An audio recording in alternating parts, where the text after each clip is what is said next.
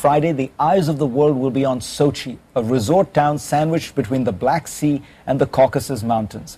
These two features will be the geographic backdrop of these games, but the geopolitics of the region are moving from background to foreground. There are terror fears centered upon neighboring regions like Chechnya and Dagestan with restive Islamic populations. And then there is the revolution next door. Just 600 miles away is Kiev, the capital of Ukraine, a nation of 45 million being rocked by revolution. Ukraine gained its independence when the Soviet Union collapsed in 1991, but it is still inextricably connected to Mother Russia. To get a better grasp of what's going on there and what it might mean for the Sochi Games, I wanted to talk to a man who knows the region and its players very well indeed. Henry Kissinger was, of course, Secretary of State under Richard Nixon. He is now the chairman of Kissinger Associates, which helps corporations do business in countries around the world. Henry Kissinger, thank you for joining us. Glad to be here. Now, we've talked about this, and you think that what is going on in Ukraine is going to be of particular interest and sensitivity to Russia. Explain why Ukraine is so central to Russia and to Russia's sense of its security. Well, first of all, what the Russia of today developed from Kiev. From Kiev, the capital of Ukraine. And Kiev used to be called Kiev Rus. And so that the political and even more the religious development of Russia came out of Kiev. Then they split, but since the beginning of the end of the 17th, the beginning of the 18th century, Ukraine has been part of Russia. And I don't know any Russian, whether they're dissidents or pro-government, who does not consider Ukraine at least an essential part of Russian history. So the Russians cannot be indifferent to the future of Ukraine.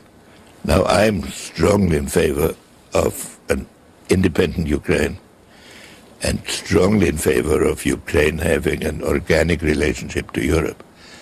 But to understand the Russian attitude, one has to look at history. Now, when you look at what is happening in Ukraine, how would you describe it? Because the way it appears on television is you have forces for freedom, democracy, and a relationship, an organic relationship with the West, battling against a pro-Russian president. Is that what's essentially happening?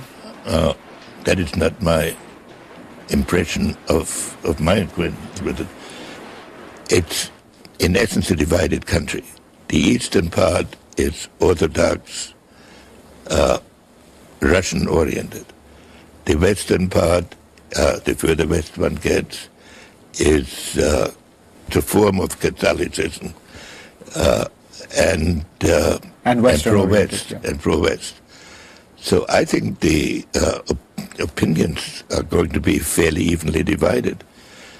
As to the parties fighting each other in Ukraine, my impression is that each of them have democratic elements, each of them have oligarchic elements, and I don't consider the current president inevitably pro-Russian. You know Putin well. You've met him more than any American. Do you think he is watching what is happening in Ukraine and thinking the West and the United States is doing this essentially as a way of surrounding Russia? I think he thinks that this is a dress rehearsal for what we would like to do in Moscow. And regime change. A regime change issue. And the fact that it's happening so close to the Sochi Games will make him even more suspicious. But Putin thinks that the dissolution of the Soviet Union was a great historical disaster. So obviously the largest part of this independence is Ukraine with 50 million people. And he can't be indifferent. Do you think the Obama administration is handling this appropriately? Well, the Obama administration has a tendency to keep making public statements on evolving dramatic events as if it's going to be settled on a Sunday talk show. I don't disagree with where the administration is heading, but I think it's not necessary to do it so publicly. And one should have a better view of the long-term historic evolution. And your basic concern is that this will cause deep Russian resentment, which will make it difficult for us to find the cooperation with them in Syria or Iran or other places. Relating Russia to the rest of the world and to us is a huge challenge, because here is a country that has been an imperial country for all of its history, that has identified itself as by its imperial achievements. Now they have a frontier with China, which is a strategic nightmare. They have a frontier with Islam, which is an ideological nightmare. And they have a frontier with Europe that's historically very shaky.